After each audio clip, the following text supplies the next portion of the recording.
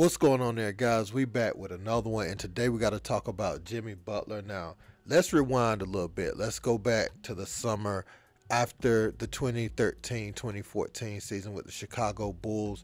Jimmy Butler was sitting around thinking about how he's going to make himself a better player. You know, he was already a good player, defender, but he wanted to be known as a complete basketball player.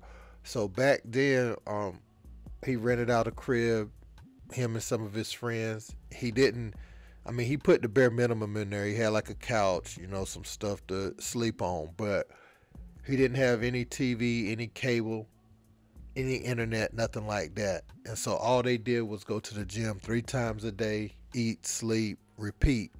And you could see his numbers. He went up from 39, 40% from the field, 28 from three-point land, and averaging 13 points a game. To that next season, he averaged 20 points a game, 46 from the field, and about 38 from the three-point line. That was a major turning point in the maturation of Jimmy Butler's game, and he's been going to gyms in every city. He's been finding his trainer, Chris Brickley, and getting that work with him, whether it's in New York, in Boston, in Denver. He's been getting shots up everywhere, finding little gyms in Denver. I can't remember where he went last time, but he found a gym over there. But he gave some of the realest advice for young players, or just perspective on how to become elite in basketball. And he also spent some time with Neymar. We're going to check these videos out. Melissa? Hey Jimmy, Melissa Rowland, Fox Sports. If we can rewind a bit, you've talked before about having one D1 scholarship offer. What made you decide to go instead the Juco route with Tyler? I don't know, but I'm grateful for Tyler Junior College. Taught me a lot about the game of basketball. I don't know, I had so much belief in myself. Not to say that I would be up here talking to y'all in the finals, but I just knew I could be a really good basketball player, maybe make a little bit of money doing basketball overseas.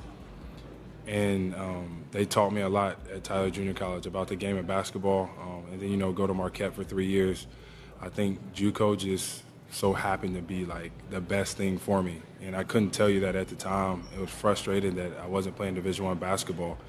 But my goodness, I got so much love for Tyler Junior College. In the middle?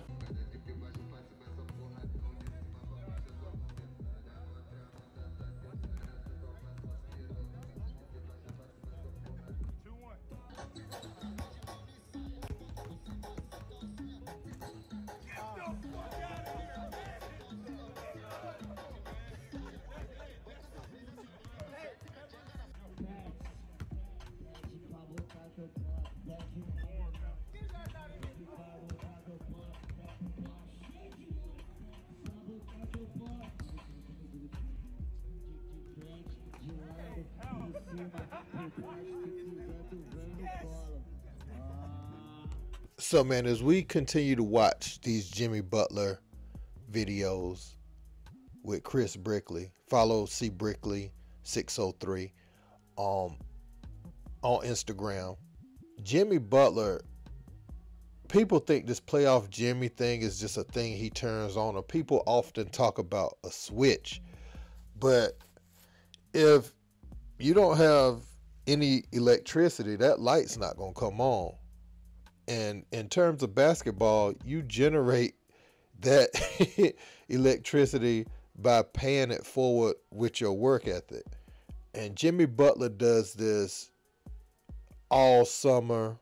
Has been doing it for years. See, people think they put in one summer, they show all the videos on social media, and you see them putting in the work, they think it translates. But Jimmy did a lot of this stuff in the dark. Yeah, we seeing Jimmy work out more now, but Jimmy wasn't really showing this like that all the time. We'd see a video here or there, but it wasn't everyday constant. It wasn't saying clocked in on IG story or nothing wrong with that.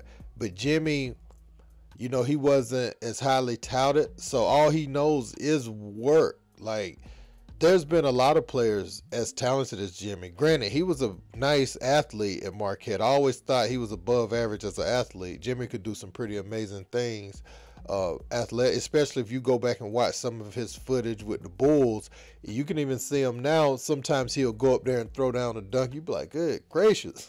Jimmy is way above the rim, but he worked on those fundamental skills. I see people like Tatum, Luka, a lot of these guys, they're very, very extremely uber talented, but Jimmy is beating like Tatum and Brown. There's no way, if you look at it on paper, that the Heat should have won, but Jimmy is playing smart basketball. You have a bunch of hungry players, and I want to give kudos to Pat Riley and Eric Spoelstra and the Miami Heat finding these guys and playing these guys, because it shows you somebody like Gabe Vincent went to UC Santa Barbara. Players are oftentimes good enough to play at the highest level. It's just only a few jobs that you can get.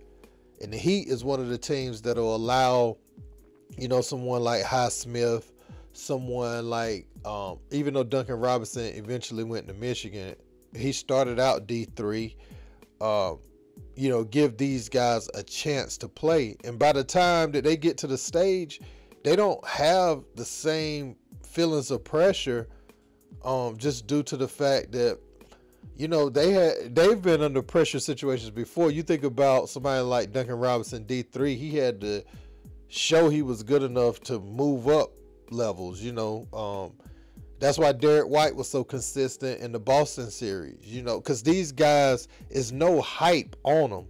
They have to be this good to reach this level. You see what I'm saying? Like, they were slept on, or either got so much better in a short amount of time that only thing that got them to this level is game, and it wasn't hype. And I ain't saying some of these other players aren't good. I'm just saying, when these guys come from D2, D3, and they're able to make it in the pros, they have a very strong skill set that they're confident in. And Jimmy Butler, he epitomizes that, man. I remember Jimmy being such a great defender at Marquette.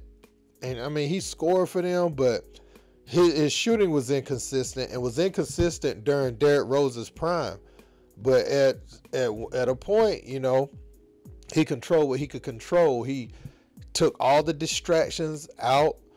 He rented a house way off somewhere, found him a gym, and the rest is history.